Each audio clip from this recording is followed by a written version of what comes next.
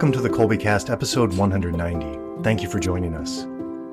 Today, Bonnie and I are joined by veteran homeschooling mother of 8 boys, Tricia Kavanagh. Even while dealing with illness and adapting to food allergies while managing the education of 8 young men, Tricia helps us to see the treasure and the joy of homeschooling. Sometimes as winter sets in and lingers, we can focus on the dreariness. We hope that our conversation with Tricia will help you to turn this time into a time of joy that you'll treasure. So grab a cup of coffee or tea and sit down by the fire and enjoy the show. Hi there, I'm Bonnie, Kolbe homeschooling mom of 4 lads and lasses, liturgical musician, popcorn, and podcast fanatic. And this is Stephen, homeschooling father of 5 and chief homeschooling officer for Kolbe Academy.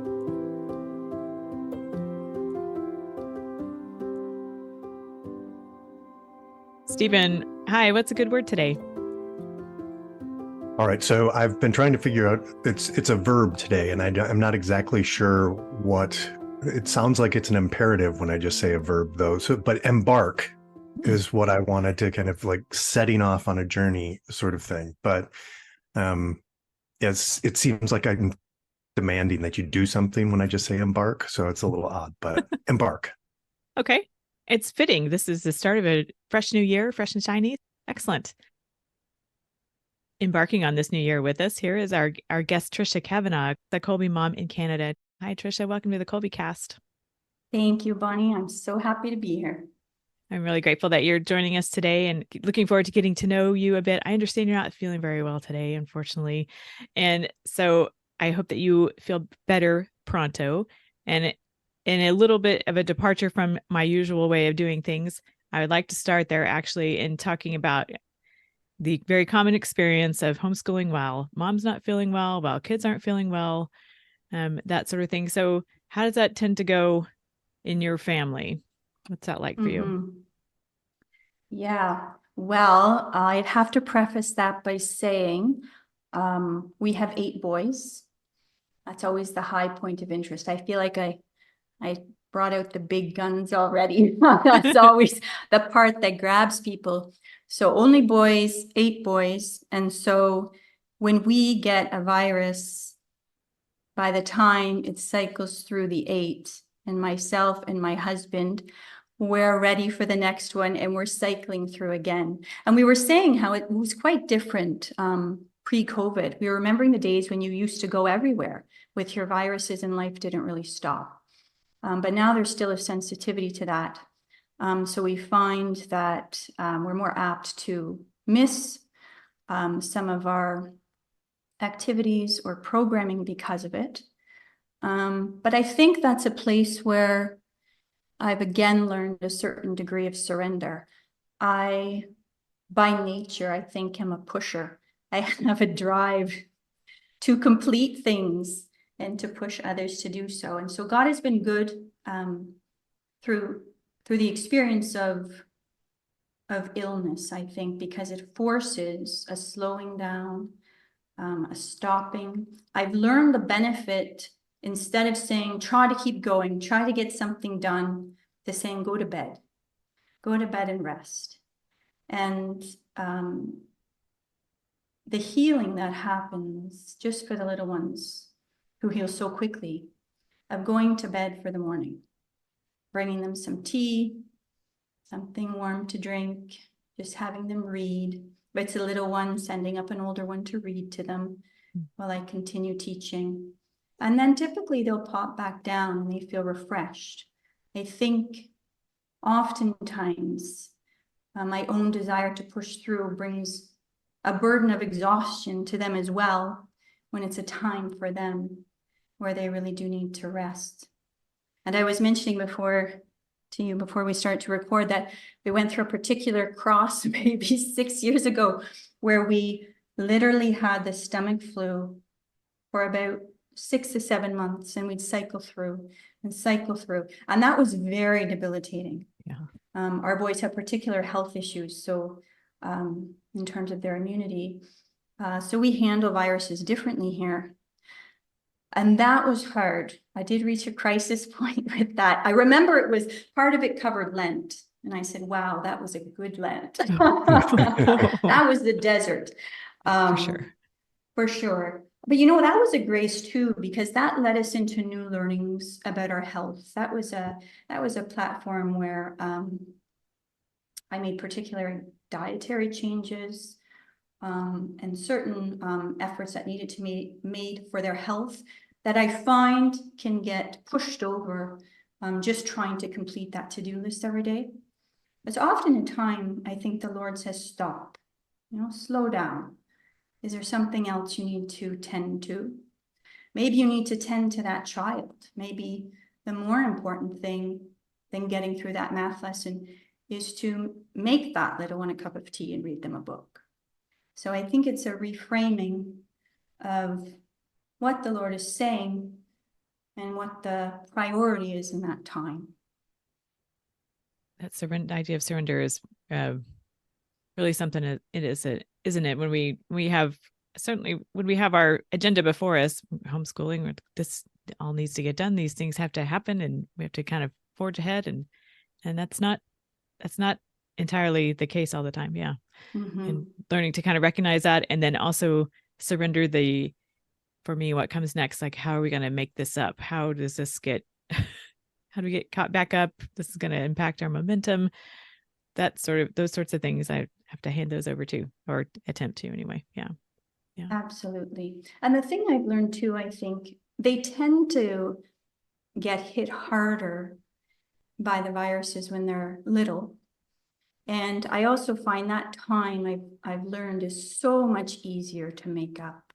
I used to think starting out that, every day from junior kindergarten, you had to hit on it and hit on it and hit on it, and I realized that that's not the case. It's so relational, as it is with all of them, but in those days, spending the time, reading the books, and each year they grow, they learn that much faster. So you can cover, if you had a really rotten senior kindergarten year, you can get all that done in grade 1 probably in 2 weeks. And if you had a rotten grade 1, you can cover that in a month in grade 2. I find the learning accelerates and the comprehension to the point that I've been able to let go of that need to accomplish every day.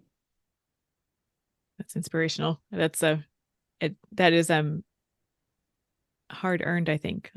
We don't just arrive there. Absolutely.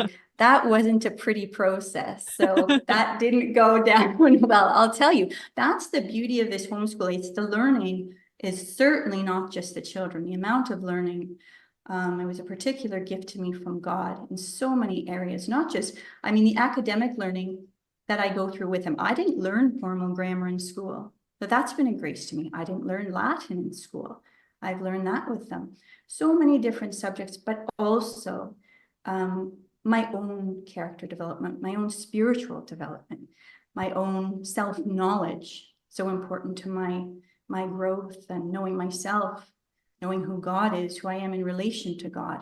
All of these things, it's a lot of learning every day, which means that there has to be a place for rest too. There has to be time to absorb everything that happens in a day.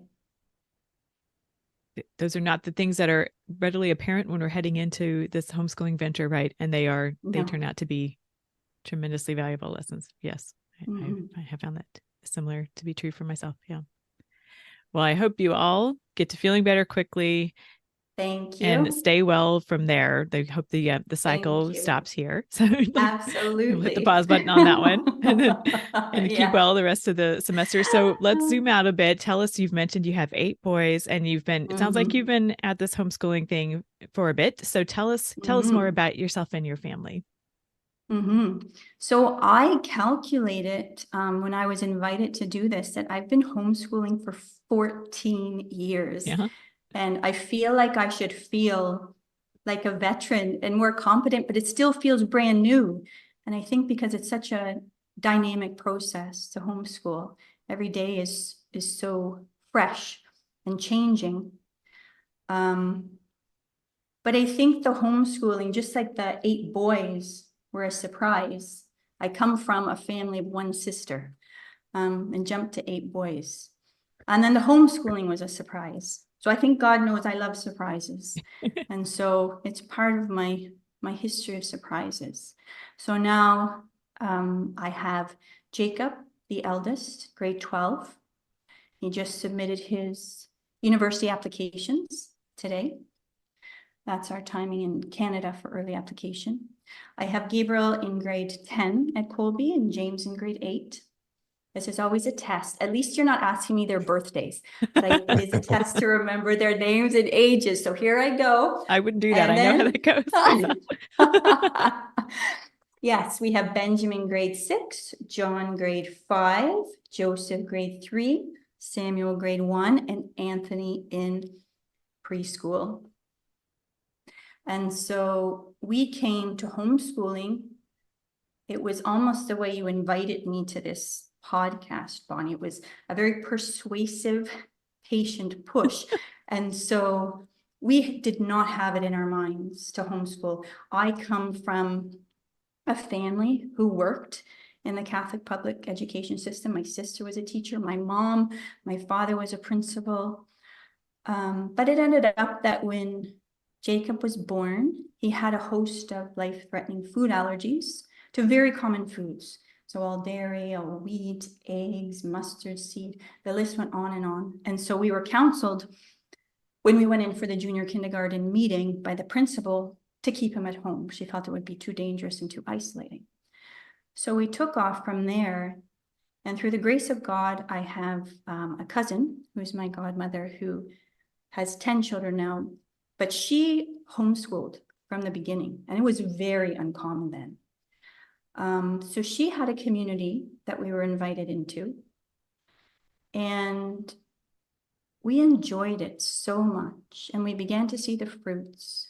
One of the greatest graces was being able to live the faith concretely. I think the little ones are so moved by the signs and the beauty, and to live that liturgical calendar so that we could bring that in every day. And the joy of being able to do science at the zoo, for example, instead of reading a book, and all the beautiful experiences. And it went so well, we did it the next year. So the children kept coming and were considered a medical mystery by our immunologist because all 8 children have the same set of allergies to the same degree, which is unheard of. But with all crosses, there come blessings. So we now, even the boys who have sufferings from this situation, have a deep gratitude for these allergies. It was the way that God led us here when he knew we would have been off on a completely different path without that. So it's a real testimony to God's provision and him answering desires, I think, in our hearts that we don't even know we have. Because now that I'm here, it's a place of great joy for me. But I never would have known that had he not led us here. Wow. To homeschool in Canada, are there certain steps you have to take, or is it like a province by province thing similar to the United States where it's state by state? Kind of, would you give us a bit more scoop on that whole scene? Mm-hmm. Absolutely. So homeschooling is not as common in Canada as in the United States, but it's growing. And so I was looking at the most recent stats. And so of the 5.7 million school-age children and teens, pre-COVID, there were 41,000 homeschooling. COVID time, it doubled. And then it went back to 67,000. So some are still maintaining the homeschooling. We're very blessed in Ontario because education is regulated provincially. We have a friendly province toward homeschooling. We do not have to register to homeschool. There are no requirements for curriculum, no particular evaluations. We enjoy complete freedom here, and we're always praying for protection over that, because there are certainly provinces where that is not the case, and families can have very difficult times. In terms of our area of Toronto, we are exotic creatures. We do not know homeschoolers. It was met with a lot of suspicion in the neighborhood from some family members, people we would meet in the parish, for example. But the beautiful thing is as the boys grew and they began to see the fruits, that melted away. And other people also derive joy now from this different path that they're taking. And I found that certainly from priests who are friends of ours and our pastor, I have received more requests to speak to parents about homeschooling now. A lot of this is with the discouragement with culture in public Catholic schools and these increasingly progressive ideologies that are contrary to our faith. So it is becoming more of an issue. But that being said, there is a very lively homeschooling community. So for the Greater Toronto area, I would say people drive, anywhere upward to from an hour away. And we meet about 80 children and their families every other week. So we have a co-op, and that's largely an enrichment group. So that will be a focus on art, drama. We do history, phys ed, which is a grace because those can be the subjects harder to hit on well at home, trying to get through the core subjects.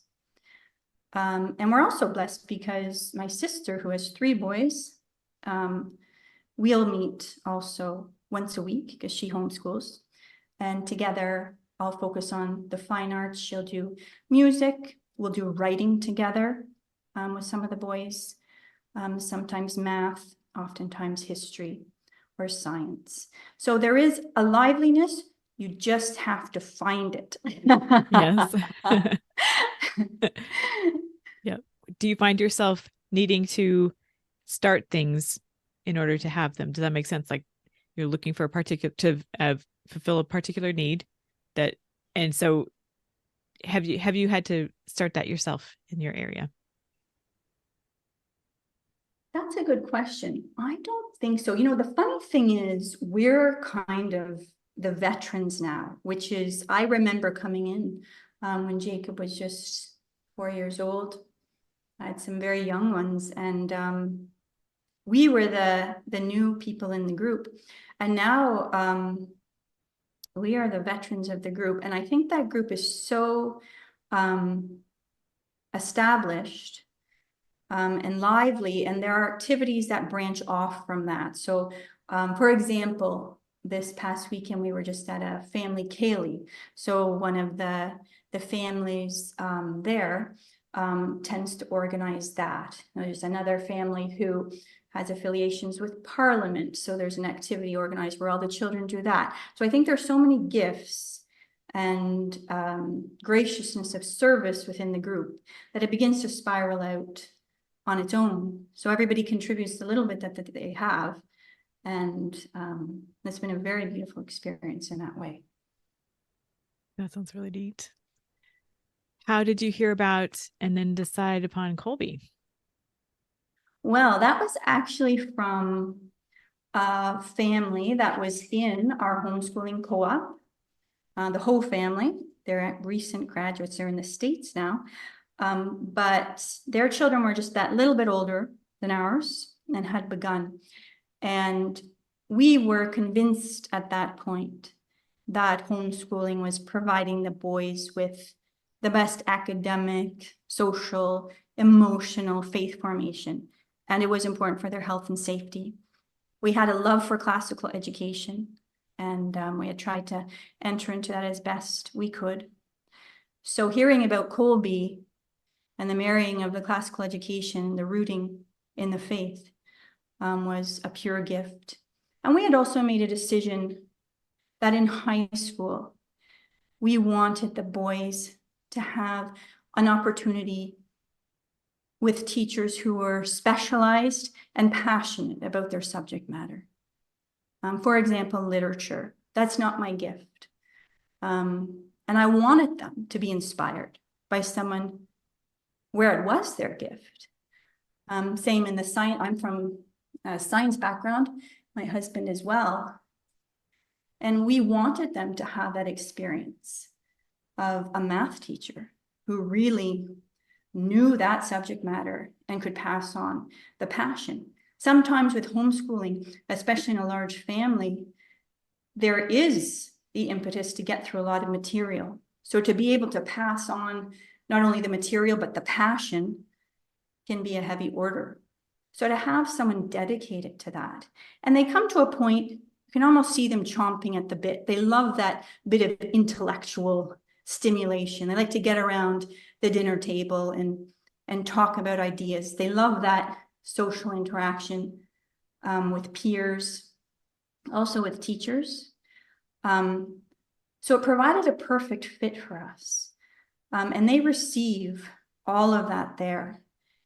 And you can see how it fills something in them as they grow, that craving for a little bit more. It's almost a stretching of the wings, still well with the protection of being in the home.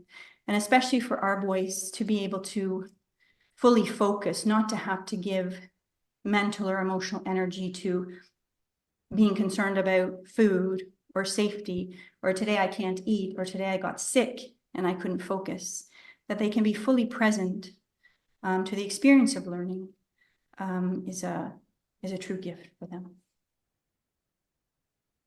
That is really great. I mean, as you've been talking here, it's just, again, I love homeschooling. Yeah. But just that, as the freedom, the ability to really, I mean, learning is hard at times, granted, but it should also be, I mean, it's so wonderful. I mean, like you're saying, with all of these things, and it seems to me, at least the case, and this seems to be what Kolbe is very strongly talks about, is it is that igniting that interest, that passion that actually brings about the knowledge. I mean, you can certainly force somebody to do something. You can force them to just memorize that, study. But to a certain extent, you almost then, well, no, not to a certain extent, you basically extinguish to a large extent the passion for it. If you can, and with, at least for, I think as parents, especially as we've been able to kind of go through some of these things, and you think, well, yeah, okay, you have to have the discipline, but I would like to have the leisure to sit down and learn about some of these things right now, to spend the time doing it. Wouldn't that be great? And to kind of let them experience that a little bit more, rather than, like you said, just, you've got to do this. You've got every day, you've got, 8 hours that you've got to just grind away. And it's like, no, you don't have to do that. We can stretch things out. We can spread things out. We can take our time. But the most important thing, getting that, it's igniting that wonder and that interest seems really important. Absolutely. And to speak to that, I think it's a beautiful thing, the way the Kolbe teachers make their gifts known. We hear all about this around the dinner table, Mrs. Powers with her costumes, and Dr. A with, his guitar and his jokes, and it draws them in, because children are attracted by joy and they're attracted by beauty. And so these are not insignificant things. And I think to see the different gifts, the different ways of being, the different ways of teaching, other people's loves in academia, some love numbers, some love poetry. To be drawn into somebody else's love of beauty, wherever it is found, is a powerful experience. And I see them light up with that. And I think, Stephen, to your point of that daily drudgery, I think that can happen. I think, unfortunately, easily, at least I speak to our own homeschooling, with so many children trying to make it through what I do know eventually needs to be accomplished. And in a way, because I'm limited to my way of doing things, there's a slow growth, and I learn from others. We do things a particular way that I can see has worked. And that, for young people, I think, can become a slog. So when they're immersed at this age, when they're really opening up emotionally, intellectually, and they're hit with this new personality, who has this new love for literature, who talks to them about a book they read by themselves in a way where they see it completely differently, and tells a few good jokes or is wearing a costume. It's life-changing. So it's been such a grace for them to really establish that love of learning, which everybody always speaks about as being the ultimate goal of homeschooling.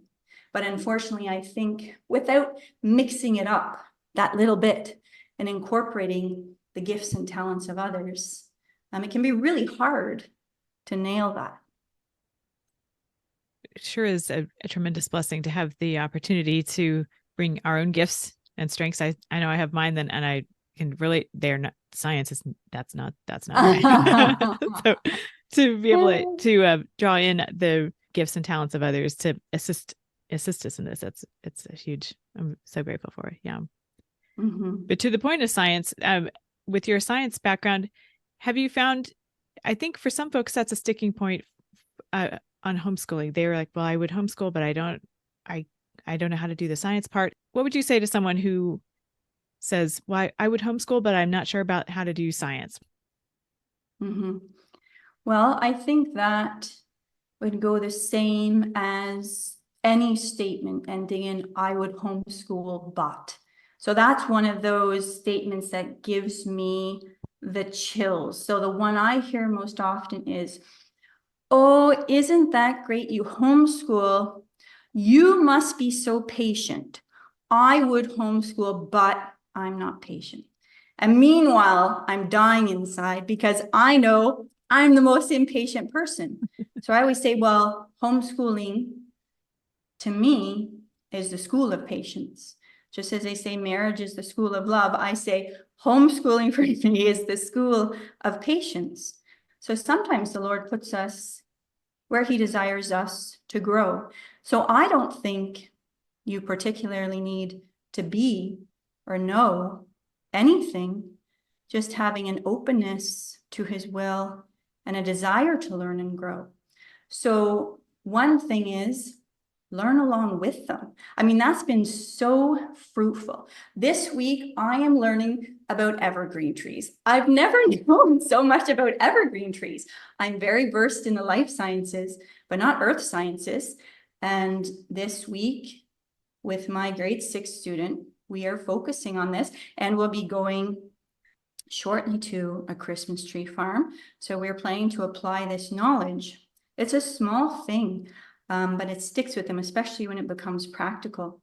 But one thing I have learned over the years, which has been so freeing, is you don't need to do these subjects every day. There are certain ones, yes, writing a little bit every day, doing the math every day, the grammar. We do all these core subjects every day. But science, you can cycle. So maybe a really tough time went by. I didn't even think about science for 3 weeks, 4 weeks. So then we do science for a 2-week cycle. And that's what we're doing. We'll do it's amazing how much can get covered in that time. So we'll do sometimes a cycling with subjects like science, geography, history. We tend to incorporate into writing so that we're nailing 2 things at once. But it doesn't have to be every day, because I find once they start into reading about the science, then they're hungry for it. It's not an everyday thing. It's a treat. When mommy gets down to science, that is special. They actually beg me to do science. So then we go on a science stint and we will cover an incredible amount. So the idea of cycling through. So for 2 weeks, we do science. For 2 weeks, we'll do some geography. For 2 weeks, we'll do history, and then cycling back. I found to be very beneficial. Also, it can be beneficial sometimes if it's a place where it's not a core subject in the same sense as the math, the grammar, the writing, so forth. And you have time or feel more relaxed in the summer months. You can always hit on things then. I myself like to take a break. When it's time for a break, I'm fully present. But some people do enjoy doing that as well. But I think that the true gift of homeschooling is the learning along with. And the grace is you can manage that through your children's elementary and intermediate years. Once they hit high school, and it's at a level that's different or requiring more, then there's the gift of Kolbe. And that's definitely continues to be an impetus for us. Also, I think we didn't feel comfortable in high school, especially with our interest in maths and sciences. We have boys who are interested in engineering and medicine, for example. I didn't have a particular comfort with marking them and assessing them myself. I felt at a particular point, there was benefit to having a more objective assessment. It's difficult sometimes as their mother, you say, well, he bombed this one, but I know he was sick. I'll be a bit, to get rid of that and say, well, how did you do, right? How did you do? Because there comes a point when that is important.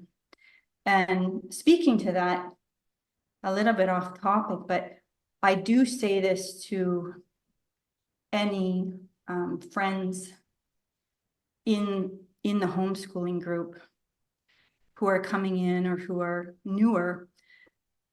The Kolbe diploma is very powerful in Ontario for homeschoolers.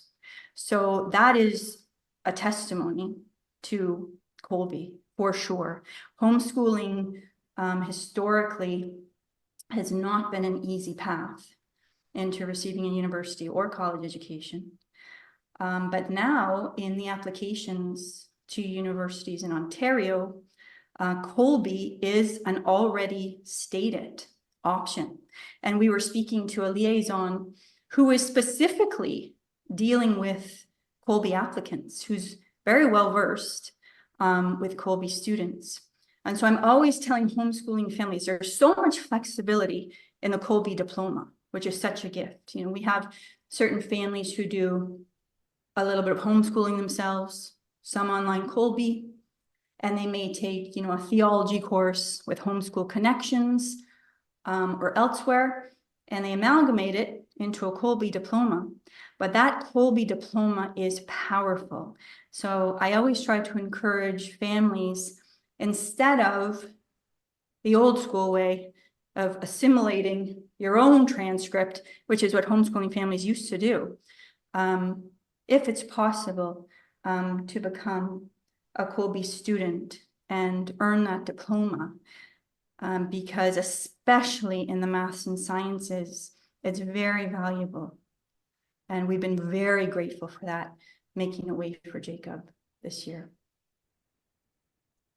It certainly seems like you've captured one of the things that just stands out to me is, or my wife always says about being a homeschooling family or being especially a homeschooling mom, is that you do what you love and what you're good at and what you have to do, and then you find others to whether it's a teacher or whether it's Kolbe to help you put together that transcript and make sure you've checked off all the boxes that a college is going to be looking for. That's what homeschooling's all about. You do what you do, and you subcontract everything else. But absolutely. And I think that's a slow letting go that happens over time. And it's also letting go, I think, of the ego that can happen when you homeschool, that I can do it all. That's the dangerous place. I can do it all. And then everybody suffers. I think with that attitude, there's a grace with saying, actually, I can't. Somebody else can do this better than me. Let's try to find who this is. And so certainly at Kolbe, and especially even our academic advisors have been such a help, just leading us through this process. I was saying to Jacob, gosh, when I went to high school, there was a guidance counselor whose full-time job was to help us get into university. And now I'm a guidance counselor. Yeah. So it was so overwhelming. We had to learn the whole university system, how to apply. But once again, as you were saying, Stephen, we had our academic advisor who was so helpful and so attentive in getting us the documentation we needed in such a timely way.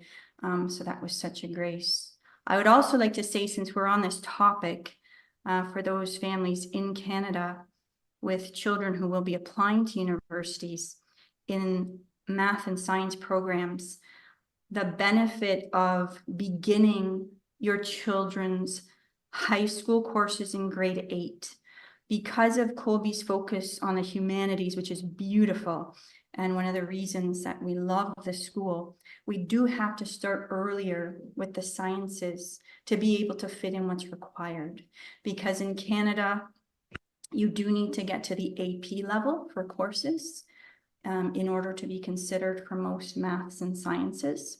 So we have our grade 8 students starting with Algebra 1 and IPC in grade 8, and also doing Latin 1, which covers a grade 9 language, so that they've got 3 high school credits in grade 8, which makes more room to hit on those AP courses as they advance through. So that's a really important tip, because otherwise it's very difficult to fit in the requirements that we need in Canada. I like, maybe for a different reason, but I like that as well, because Kolbe does have a very rigorous high school program, and being able to dip your toe a little bit into that, and when you're in 8th grade, rather than getting slammed with the whole thing in 9th.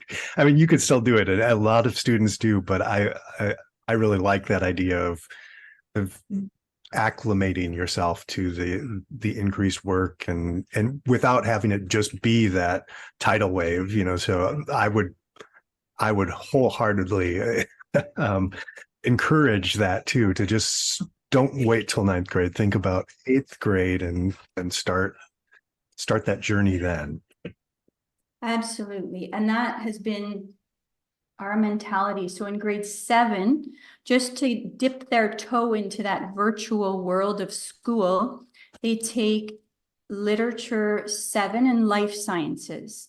So those are 2 places where I know thyself, I don't teach well at that point. So they have a beautiful experience of 2 wonderful courses. They don't feel overwhelmed with learning the new infrastructure, how to be a virtual student, how to use the technology, because prior to that, they're completely unfamiliar with using a computer. In that way, we don't use a lot of tech in our home otherwise. So they really enjoy that, and they can just focus on being present to the learning and getting used to the experience. And then come grade 8, when they've adapted to being an online student, they're ready then. So they continue with the literature 8, because again, I don't do well with that. And then they can fit in those 3 high school courses, and they're comfortable at that point with being a Kolbe student. That's great. And then they end up being fully online for the rest of high school. Okay. Yeah, so we do then, as of grade 9 proper through grade 12, they are full-time online. And, this is another case of know thyself. And I say, good for you, Jacob, because I gave them the option to do self-paced or some homeschool. And he said, I know myself, and I will let those courses slide if I don't have the accountability of the online. So it is a lot in some senses to have full online course load, but they do well with it and they love it. So they love the interaction with the peers, the teachers. They like the accountability of the deadlines. And I think they do well with that bit of an adrenaline rush. I don't know if it's particularly a boy thing, but they do thrive on that. So I find just to have that little bit of go, they do very well with that. So they enjoy it fully and completely. I see them only if they have questions, if they would like help studying, if they would like help editing a paper, but they are otherwise completely independent, which is also a joy. When I see that happen, there'll be a moment in grade 7 or 8 where you see them adjusting and adapting and wobbling a little. And then there's the moment when they take off. I always find it a beautiful thing to see. And they're independent, they're lively, they have an energy, they're coming to the table with their stories. It's, you can see the growth. It seems like you mentioned enjoying taking a break at times as well. And it seems like in the online program, that's one of the nice things that you don't necessarily get when you're homeschooling. It's like, no, there's a deadline, but once I do it, it's done then. And then, I can actually take my Christmas break and enjoy that time, and sometimes in homeschooling with okay, it doesn't have to be today. It could be next week. And that then it's just kind of drags on and you've got this constant feeling of like you haven't accomplished what you wanted to do and things. So it does provide that nice little, some boundaries too, some structure to all of that. And absolutely. And I think that's where you have to have an understanding of who you are, who your children are, who your family is as a unit, because we are people who love to work hard and then rest hard or play hard, but we like to be present to what we're doing. And that was actually a learning from early on for me, was I am not a multitasker at all. So I think you hear those inspiring stories of the homeschooling mom who's making the casserole while she's crocheting a scarf, while she's teaching science, while she's correcting math. And I remember trying to be that. And it was an utter failure. And I felt like an utter failure because it wasn't working and I had no peace. And it was the realization that it simply wasn't who God made me to be. And so letting go of that, and now our homeschooling looks very different and is more restful for all of us, simply because of that acknowledgement of who we are.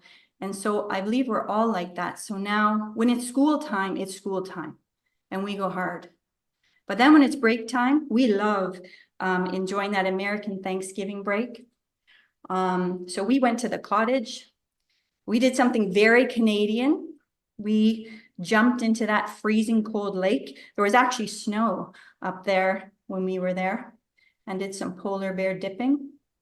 But we love that. So we'll enter into that fully. And then we come back and we know, well, here we go. And we're going to go hard now for 4 more weeks. And then we're going to really rest and rest well to restore. Some families, though, I know they enjoy taking cyclical breaks, kind of working through, not having the long summer or the longer vacation. So I think, again, it's simply what works for you and your way of being as a family. So on your homeschooling side, with your younger students, what does that setup look like? How do you make that work? How do you kind of work with everybody and all that sort of thing?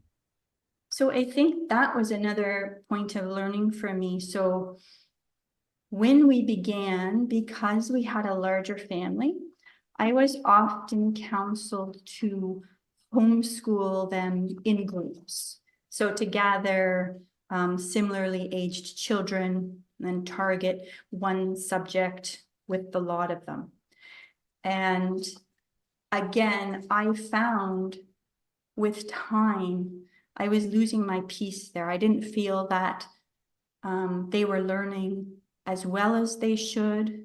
Sometimes you have a little one who's a little bit slower, who begins to notice a difference and a feeling of being less than. Sometimes you have a little one who's very bright and you begin to see an ego grow because he's that little bit quicker. So there were certain elements and I felt it wasn't serving us. And this was an intentional letting go of that philosophy that I felt larger families were supposed to engage in. And I decided instead that I would give each child a dedicated 30 to 40 minutes, depending on their age. So they know, so this happens, we meet for morning prayer around 8 in the morning, and then we start. And each child knows when I'm with a particular child, I'm only with that child. So if they have questions in that time while they work independently, waiting for their time, they just will write them down or circle it on their sheet, and they wait till their time. So in their time, I will teach their lessons. I will go through their corrections. It's been a real grace for keeping up with corrections. Corrections are my nemesis because when they build up, oh my goodness, to go back through those and to address any questions. And so that's been a real grace because for me, I'm much more of a one-on-one person. I thrive from feeling that I've had quality time, accompanied that particular person. And then I find they're happy. They can go off and work independently because I think they feel that they've been tended to as they need to. So we're doing that from about 8:30 in the morning till about 12:30. So I'm working primarily with grade 6 and lower students there. And then we'll come to lunchtime. I do often group children together for religion classes.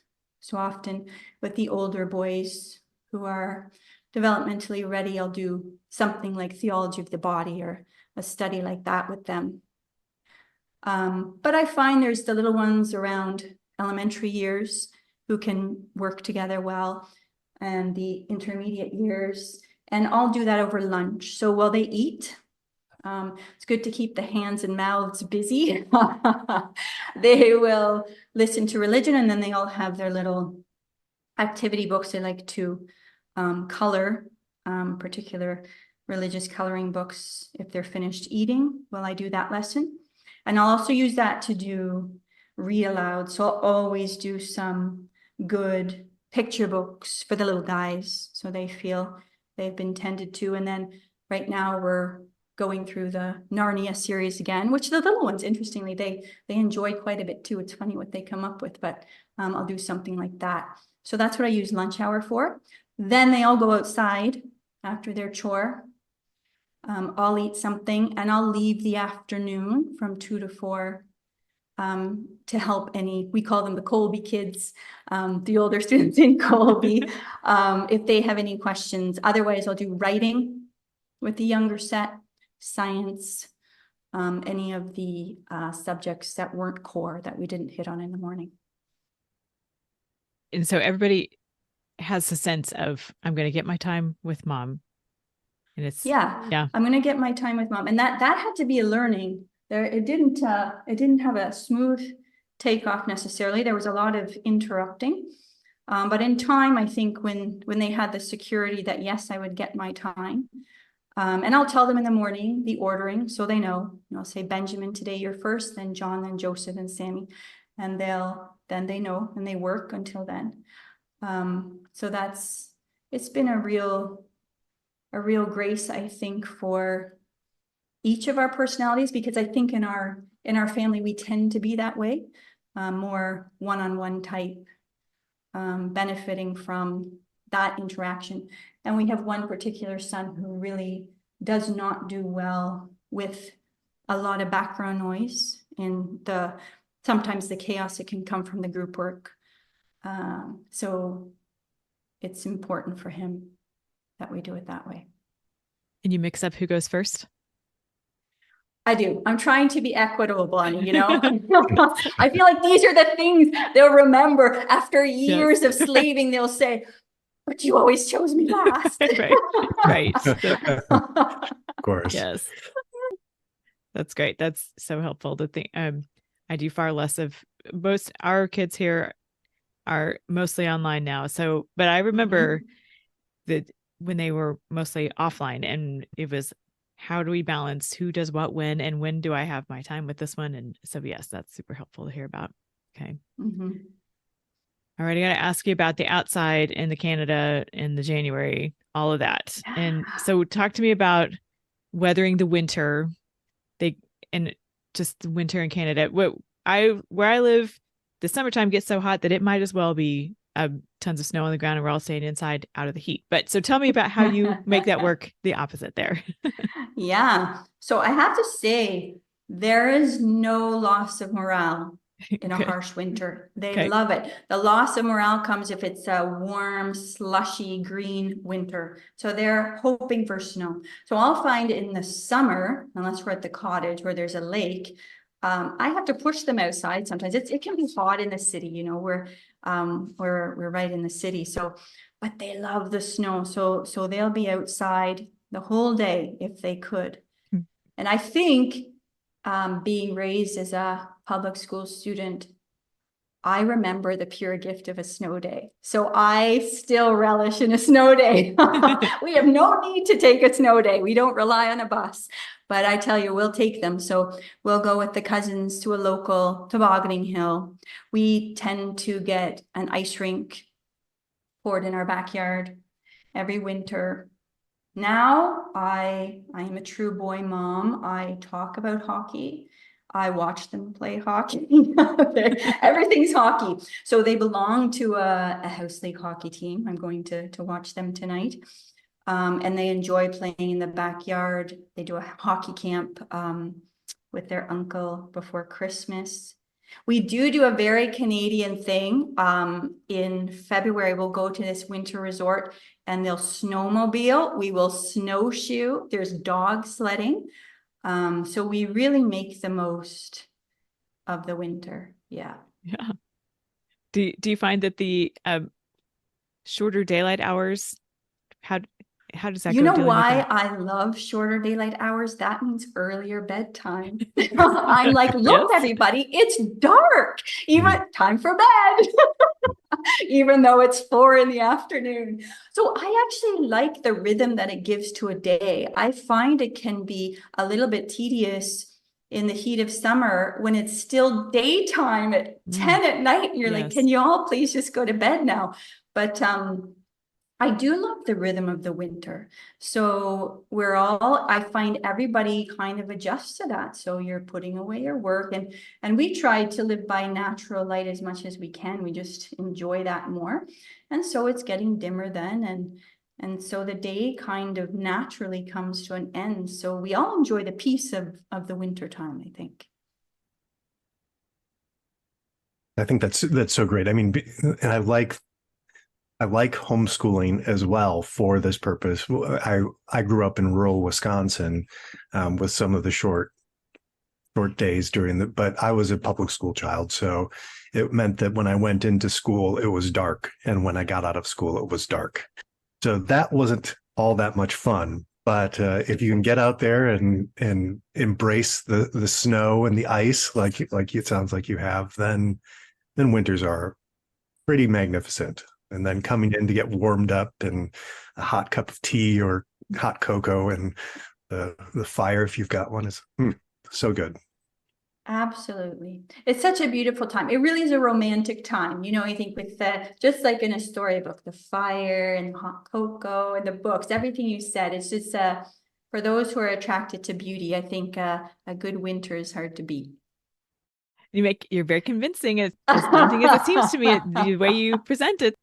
Do you have any words of wisdom to families just getting started or families struggling either in a time transition, like getting ready for your eldest to go to college next year, or other types of transitions of hard, difficult seasons in family life, things like that? Any kind of words of wisdom you want to offer? Mm-hmm. Well, I think one of the beauties, again, of homeschooling is the flexibility. So we are in a time of transition right now. We're actually in a rental home. We're having our home, which originally belonged to my husband's grandparents. So it's an old family home, is being expanded because now we have all these big boys and we're anticipating they'll be home with us through their university years because of their health issues. And I need a much larger kitchen because I'll tell you the amounts of food now that I'm cooking every day. Homeschooling has been a grace again, because in the time where we needed to pack up and leave, we could, with those I homeschooled, put that to the side, and they were part of that process. It was a little bit different with the Kolbe kids, because they do have the set schedule being online, but their teachers are so accommodating. I remember even at the start of the year, Mrs. Powers sending out an email asking if there were any transitions happening in the family that year she should know about. There's such an attentiveness, I think, to the dignity and experience of each child at Kolbe, which is very touching. But it's important, and I think this is a real grace of homeschooling, that the children are part of these times of transition and difficulty. So when they're at a public school, they're often removed from that because they're away for the day. They come home and it's time to eat and go to bed and get ready for the next day. I remember that cycle from being young. But to be part of the transitions, the times of difficulty, the times of struggle, that's a grace for everybody, for the young ones and the teens, to see their parents having to live their faith in times where there can be struggle or hardship. That's no less important than learning how to do algebra. So I think it's a grace of homeschooling, not something to shy away from, to hide from the children, but that they enter it into appropriately, of course, depending on their age. But when we come to January, we have to work together now to get back to our house. So we have to work extra hard now. Everybody knows that. Everybody's working harder than we typically would, trying to accomplish more, because we know there will be a 3-week time there that we have to account for, where we all need to be helping and cleaning and packing. So I think it's a grace, and it makes me think of the lockdown.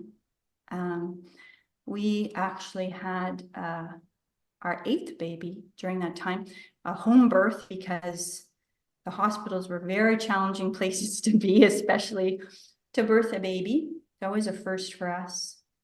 And that, again, was a new experience for everybody. So what a grace, that was such a time, and I say this with a sensitivity to so many who struggled with heavy crosses during that time. But to see the providential care of God with their homeschooling too. We had a baby in the home. They continued with their homeschooling. They were growing. They were learning. We saw the world fall away around us, and we had this little abode, this dwelling place of peace that the Lord had provided. And so they were part of that experience of having the baby, caring for the baby, continuing with the work. And I always involve them in that. So for example, that can be a challenging time when you welcome a new baby into the home. But there's always someone ready to hold the baby. That's a break. That's the coveted break. So you do well, you get to hold the baby. So that's always been, we've always done that with our little ones for those families starting out. That can be a wonderful way to have the children take a break and tend to the little ones at the same time. So you just finished your 30 minutes.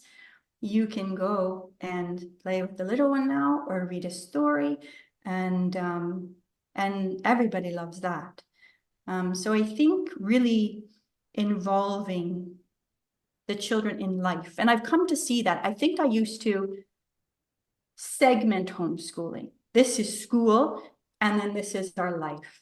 And that was a slow learning over time. No, this is our life, and homeschooling is part of this. This is the unique life that God chose specifically for us, and homeschooling is a part of it. And I think when that philosophy of how we were living changed, and homeschooling wasn't this extraneous piece, things began to change. There was a new beauty to it, a new joy, a new peace to it. And part of that is simply involving everyone in that life. So that means schooling, yes, but that means we just had a new baby. That means now we're moving, or that means now somebody's ill. And it's all part of that life.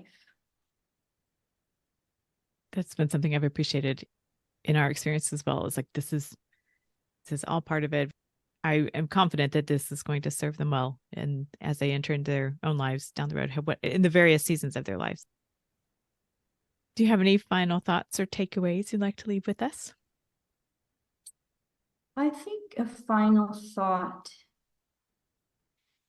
is to spend time, if you haven't already, reflecting on where you find joy and where your children find joy in your family. Because I truly think that when I meet the Lord one day, he'll say, did you love it? Like, did you love what I did for you? And I think I was missing that. I think so often it's easy to fall into self-pity because often people will respond to us homeschooling by, oh, you must work so hard. How do you do that? How do you never, right? And you can enter into that, and it's not healthy. And the realization that God has us here for our joy completely changes it. And I want to say to him, yeah, I loved it. Like, I didn't miss that moment when you did this. And I didn't miss that moment when you did that. And I don't think every family has a call to homeschooling. I think there are times, certainly in a family life, that can be particularly stressful, or the family can discern it's not necessarily their call. But if you do feel the call to enter into it deeply, knowing that God chose it with you in mind. And why is that? Why is that? Why does he know there's something there that will bring you joy? And I think, why does he know that's a way of salvation for you? For me, there's so many learnings about myself, leading me to him, leading me to know myself in this journey. It hits on the most wounded places in me so often. And the children see that. And there's a necessity to ask forgiveness through a day, different witnesses to faith that can build the community, can build a community of love. So enter into that joy. And I think your children witnessing you tending to that, it can be very small things. I never feel I have particular talent. You see these wonderful mothers with their knitting or their music. Look at you with this podcast. I love to bring beauty to the home. Small things. I love, decorating for, Christmas or the Easter time, or little things like this. It brings me a deep joy. It's not something I think I would have entered into deeply had we not chosen this way of living. Cooking for them, serving them in small ways, reading out loud, all of these different things, so many places to find beauty. And I wanted to thank you, because I would not have done this had you not so gently persuaded me, because this was a new learning for me. And I feel very grateful to Kolbe, grateful to you for your patience with me, and grateful to God. So thank you.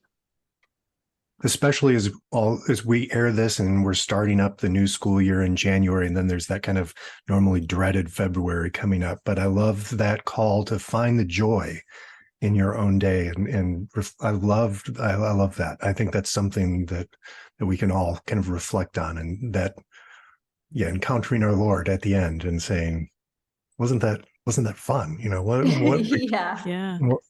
Looking for that. I love that. Thank you so much. Before we go, Bonnie, I have to say it. What do you make for lunch and what do you make for dinner? Okay. I have to bring it back. Sure, of course.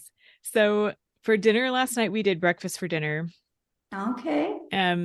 Which is, sometimes it seems like almost an easy out, but it works. That's great.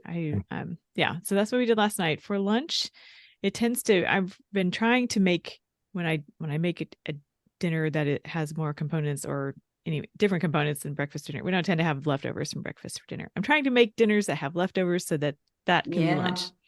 Yeah, that's what we do. That's what I had for lunch today, with some leftovers from earlier in the week. Yeah. And will your children do that themselves, or you'll serve that? Everybody kind of does their own thing for lunch here with our Okay. online class schedule. It's almost a revolving door in the kitchen. Yeah. Right. And Okay. So the they different, just, yeah. So lunch is not really, however, a lot of times now with our busy evening schedules, we will try to move up our family meal to earlier in the day, either lunchtime or even mid-afternoon, which is what happened. What day is this? A couple of days ago, they had a late afternoon activity that was going to go late into the evening. So it was almost like Sunday dinner. Like we ate at like 3:30, you know? Yeah. That used to so be the yeah. way it was. You eat your Mhm. big meal then. And Yes. tell me, Stephen, what do you do for lunch and dinner? This is my classic question. I love it. I love it. So dinner last night for us as well was leftovers because I had made a variety of chicken dishes early on in the week. And so Nice. most of us were eating the leftovers, and my daughter, has many food allergies, was on an omelet that I made for her. And then I only eat dinner, so I don't eat breakfast or lunch. Yep. So Yep. Okay. I'm tremendously grateful that you came to visit with us today. Know of our prayers for you and your family and our gratitude to you. Thanks again. Thank you, Bonnie. Thank you, Stephen. Subscribe to the Kolbecast on your favorite podcast app so that you don't miss an episode. And let us know how we're doing by leaving a rating or a review. And as always, feel free to email us at podcast@kolbe.org. Mary, our Mother, pray for us. St. Maximilian Kolbe, St. Ignatius of Loyola, holy saints and angels, pray for us. Ad maiorem Dei gloriam.